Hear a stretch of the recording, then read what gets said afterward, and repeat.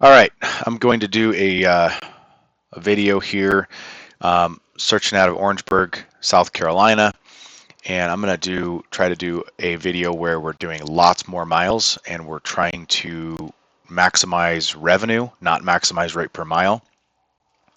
And so what I'm looking at here is where can we go out of Orangeburg to get us into a much better market.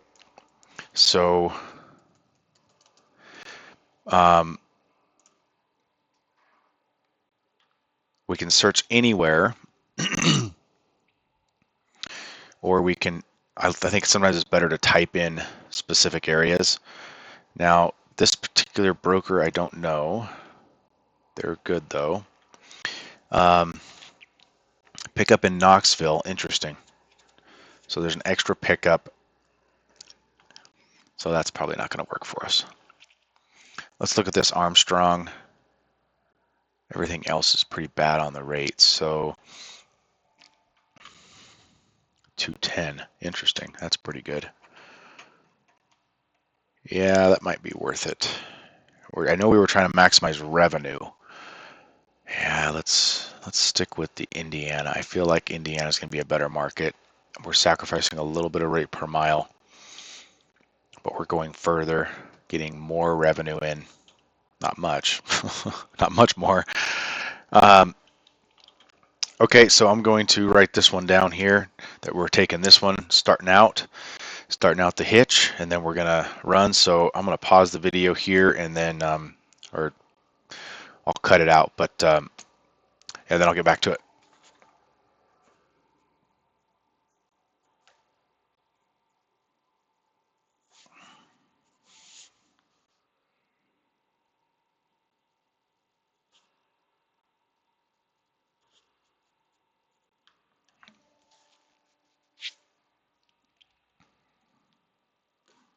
Okay. Nope, that didn't finish it. Hang on. 1350, and we had a deadhead of 117 plus 622. Okay, all done writing that down. Now we're going to look over in Bloomington.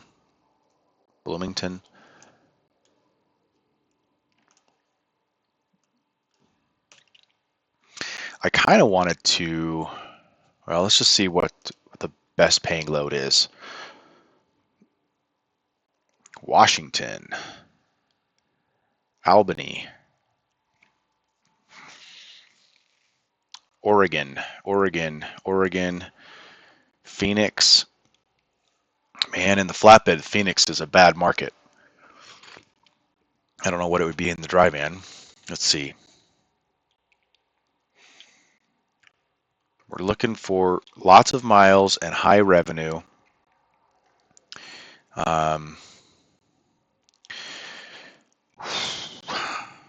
Florida. Should we take a Florida load? That is high revenue for sure. The only problem is, where's it going? Whew. That is far south, guys. Yeah, I don't think that makes sense. We got to be way north of $3 to do that, I think. Here's a California, Boise, Idaho. Here's another Florida. Now I'm looking on Sunday. This is Sunday, so we're not going to see the best loads. Here's one going to Colorado for a decent rate, but Colorado is such a bad market. That's a much better rate.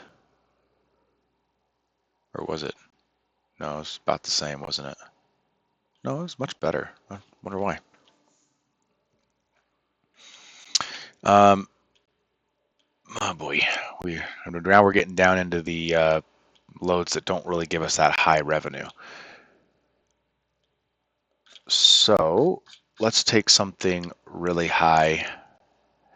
Going to Albany. Should we go to Albany, Oregon, or should we go to, this one's a smaller deadhead. That's probably why we see a better rate per mile. So I feel like this one would be better. This 218 is interesting. Hmm. 3 drops. Okay, we can't do that because they don't list the drops, so we can't do the math on it. So let's just take this Albany. I feel like that might be the best choice. Okay, so I'll write this down and then I'll get back to it. Oops.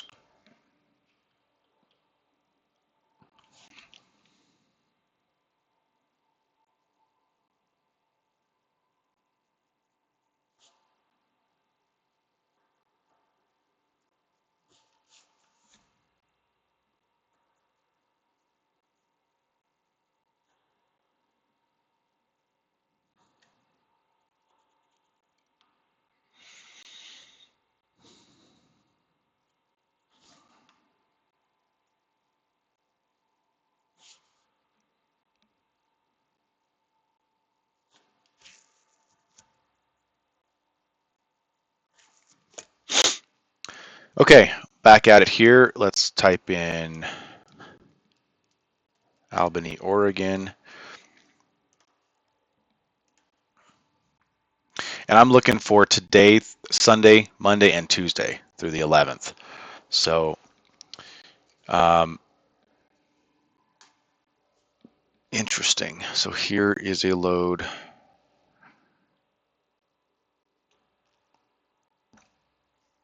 I'm a little reluctant to take this one just because it's so far over the average. I already looked at this one in a previous video I did. And the average is 4,900 basically, and they got 6.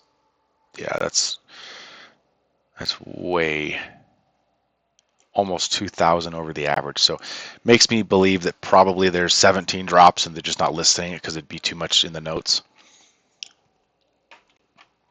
So what other loads can we take that keeps our revenue high, doesn't make a huge mess of our rate per mile? Colorado. Yeah, we'll go back to Colorado. Let's see here.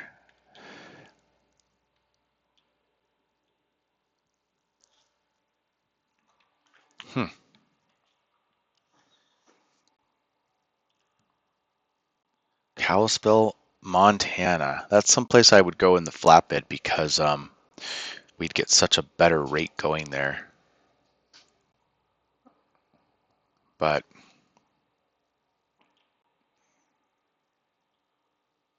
for the lower rate of 230 a mile going to Kalispell, I don't think that would work because then we'd have to come back to Spokane to load again. It just wouldn't make much sense because that's a 340 mile. Hang on, was it 320? I think. So let's say 320. So that'd be about. No, it was. Oh shoot! Now I forget how much it was. 240, I think. So let's say instead of 71 mile deadhead, we're going to have a 320. Yeah, it puts it down to $1.64, and then we're in a market like Spokane, which is not all that great. So this one needs to pay better. Let's see what the average is. 1670. Let's see what it would be if we put that in over here. 1670. $1.83. Now we're not getting totally awful, so we might have the ability to negotiate from here. We might be able to negotiate up to 1,800 on this lane. That's a lane that probably nobody wants. So sometimes on those lanes nobody wants, you've got a little bit of negotiating power. Man, I'm not seeing any. I mean, just like everybody says, Washington and Oregon are kind of dead zones for dry van. You want to be careful going there. So here's an interesting load because this gets us loaded over to Spokane, puts some money in the bank, and allows us to take a cheaper load out of Spokane. I've done this before on the flatbed. We kind of stack a load. Let's say we want to go from Oregon to Indiana. If we take a high-paying load to Spokane first, then load out of Spokane going to Indiana, it makes that load look better. So let's take that. I feel like that's something I've done in the flatbed a lot. It might work out, might not. These are why we do these tests. So I'm going to write this one down and I'll get back to it.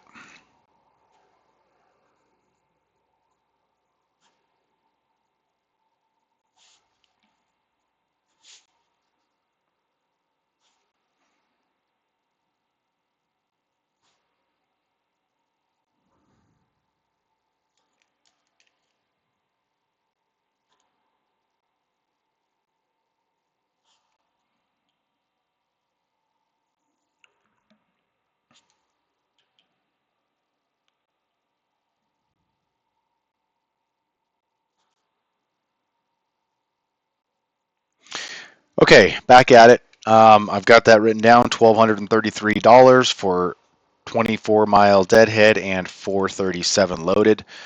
Now let's go look at a Spokane.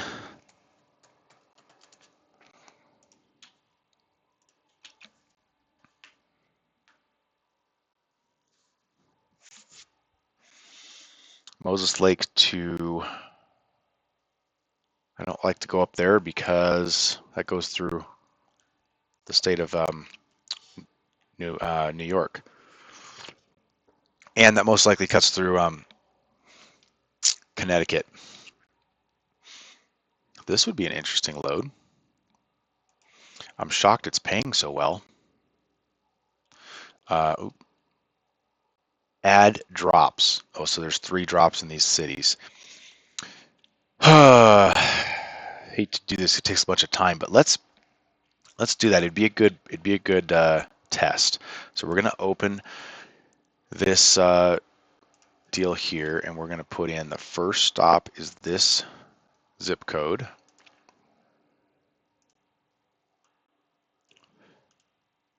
Uh-oh.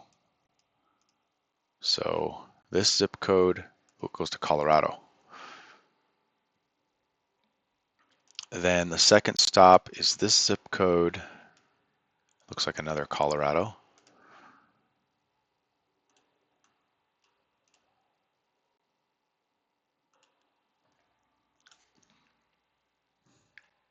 That makes sense. It's on the route. Okay.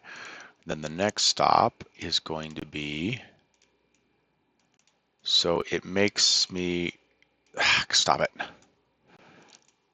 wonder if, let's see here. So it's technically Topeka, Kansas. Okay.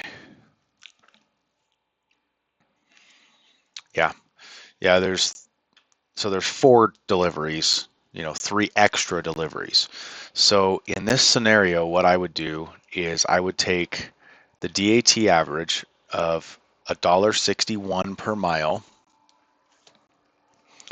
We would times it by the mileage, which we're not going to actually gain that many miles because everything's kind of on the route.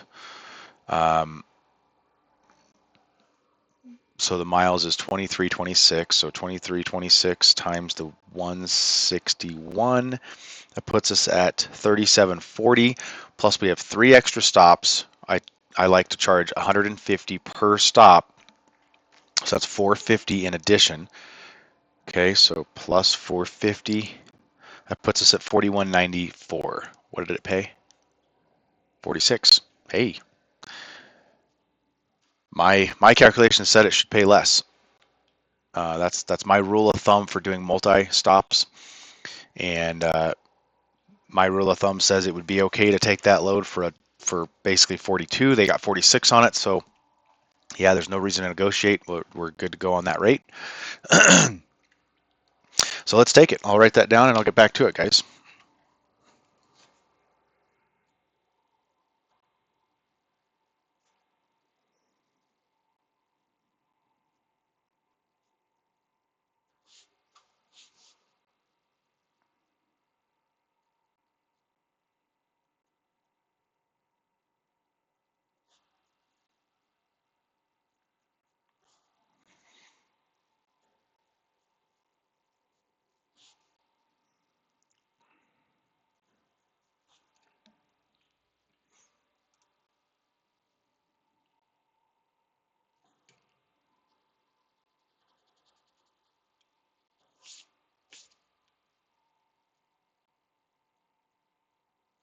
Okay, I'm back at it. We've got $4,600 for a total of $2326. I didn't put any deadhead in because this is figuring our Spokane to Spokane Valley to our pickup and then our 3 stops. So everything included in here is the 2326. So that's all I wrote down. Okay, let's go look in Smyrna. I think that's how they say it.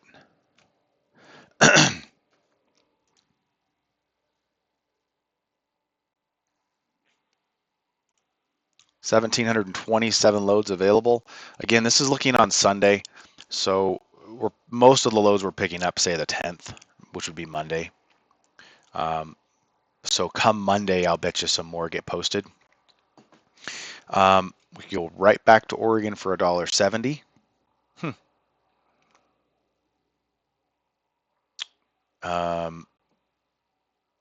Let's try to complete this run. Let's go back down to Orangeburg. Oops.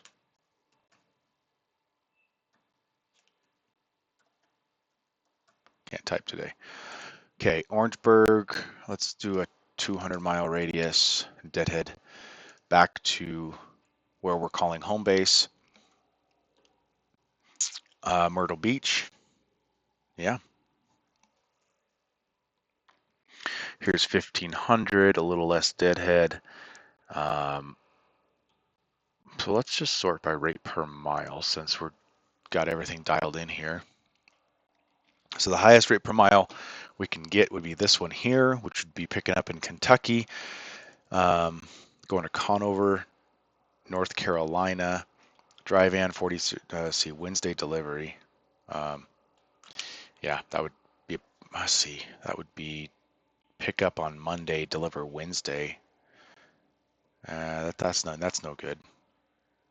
We'd end up holding it for an extra day. So that's probably not going to work.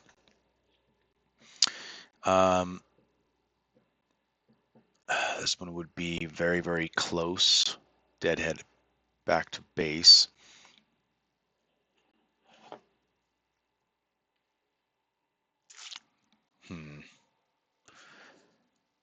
Bowling Green. Ryan Transportation, they're one of my favorites.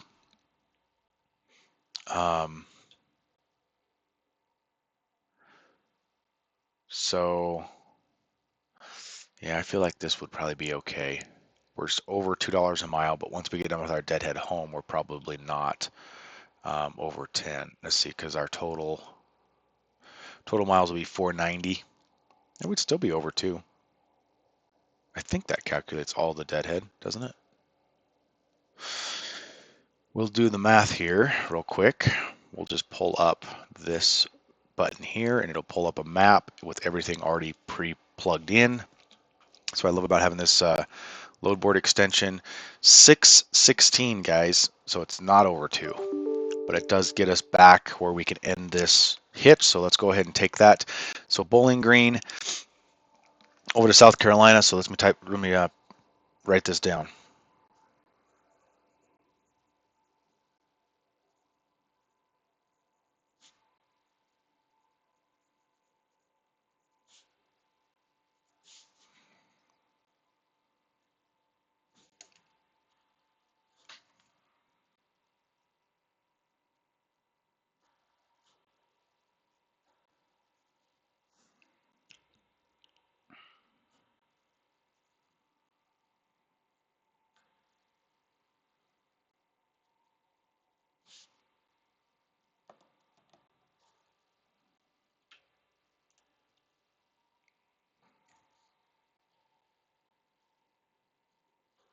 Okay, we got $1,100 for 616 miles all in, back to where we started. Let's go over the math and we'll see how this worked out for kind of a long haul out west and back. Let me come up with the stuff and I'll get back to the video.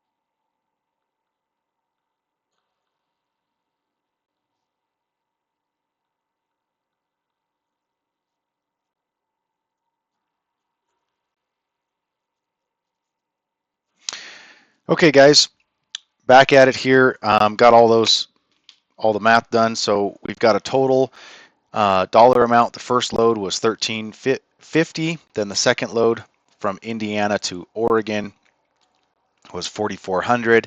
Then Oregon to Spokane was $1,233. Then Spokane Valley to Tennessee was $4,600. Then Bowling Green, Kentucky, back down to South Carolina was $1,100. That came to $12,683. The miles all added up together. This was all included our deadhead, right? 6406 on the mileage. So that works out to about $3,200 miles per week. That should be a pretty much a 2-week period, right? Where we could hope to do that in 2 weeks. We could leave South Carolina, bebop around, and in 2 weeks we could be back.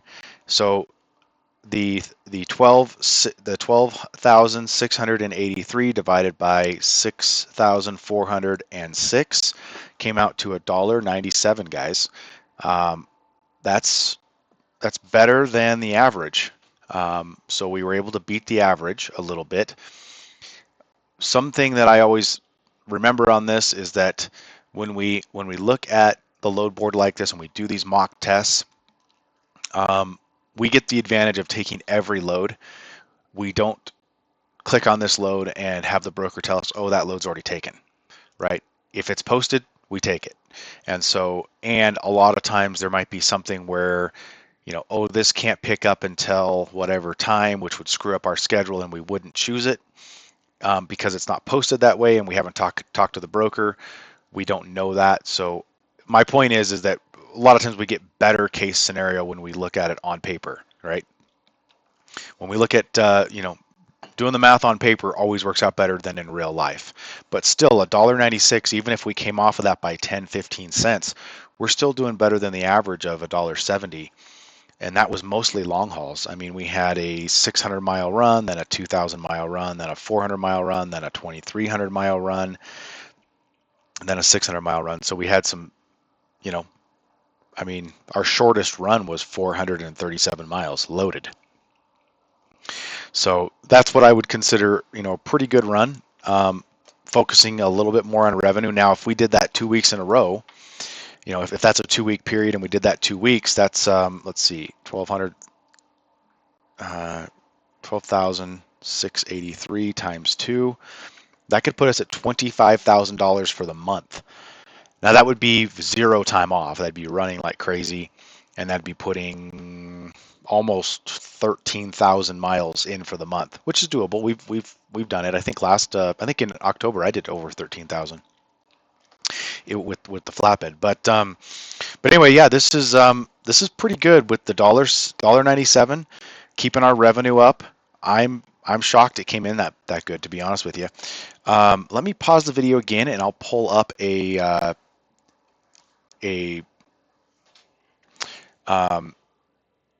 sheet that I use for doing budgets, and we'll just put all this in and see where we'd be at on a monthly budget. Hang on, guys.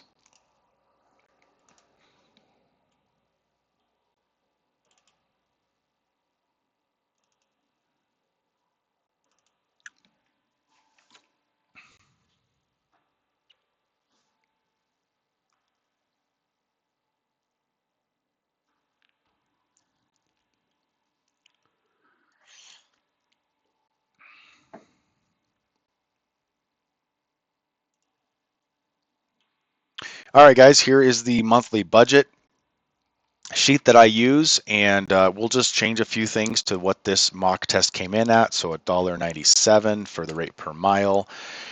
This would be doing, let's see what it would be exactly, 6406 times 2 if we figure that we're not taking a single day off. We could do 12,812 miles in the month. That puts us at 25,239 in revenue. This would be getting 9.2 miles to the gallon, paying an average of $3.20. Let's change that because if we're running out west a little bit, we're going to have a little more fuel price. And this would be what we pay our driver. 75 cents a mile for a van driver for doing long hauls is a bit much.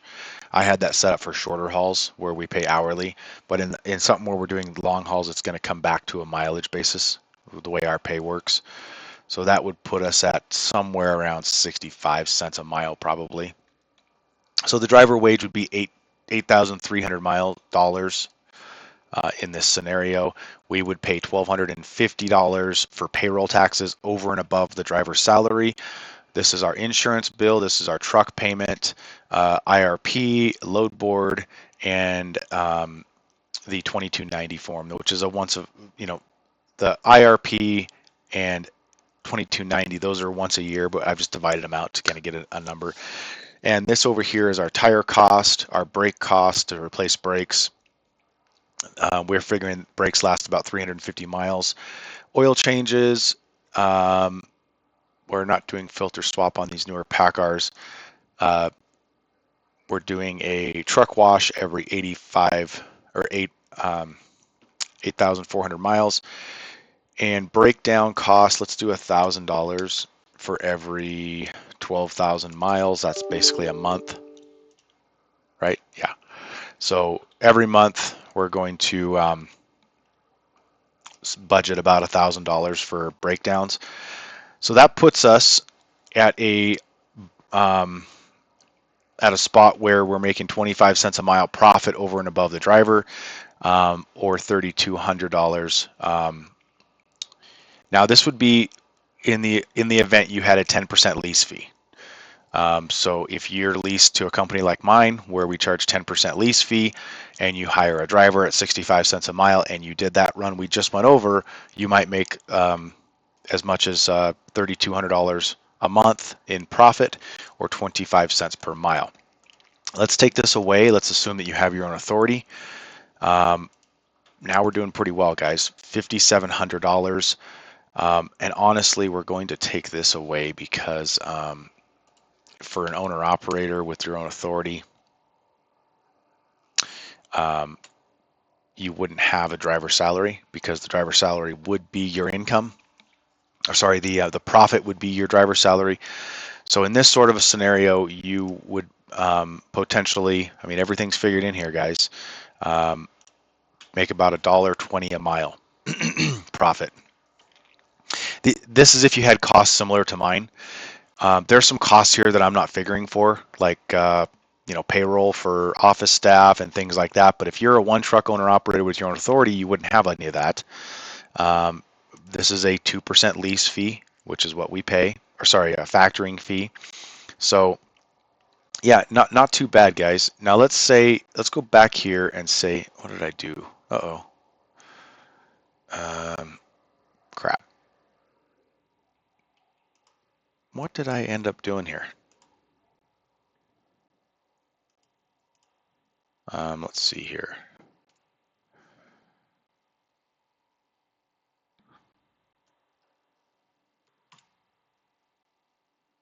Okay.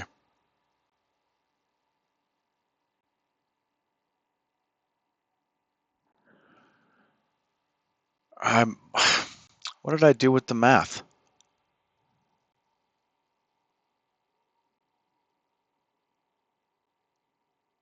Oh, okay. I see what it is. Yeah, I'm sorry. I forgot how I set up this sheet. Okay. So let's go back to 65 cents a mile. So this would be, have your own authority, hired on driver, and you don't have a lease fee, but you do have a 2% factoring fee. Then this would be what we'd be looking at here. Let's say we want to bump the driver's salary up a little bit. Starts taking away from your profit. So I suspect this number that we just did is, like I said, best case scenario, probably can't be duplicated, probably won't be able to get quite that good in the real world. I think that we just were able to take some stuff that was really good, probably wouldn't have actually been available in the real world. So let me know what you guys are seeing out there in the van space. Again, I'm a little new to van. I am, I'm pretty experienced on the flatbed side, and I know what we're doing, and I know what we're running for, and I know the markets. But on the van side, I don't know. Just guessing. From what I hear, we are moving into holiday season where we are going to see a little spike in the rates. We're going to see some more volume, and I don't suspect we'll see much spike in the rates. Really, the advantage is going to be a little higher volume. So let me know what you guys think. If you guys like this sort of content, put a like or a comment in so I know.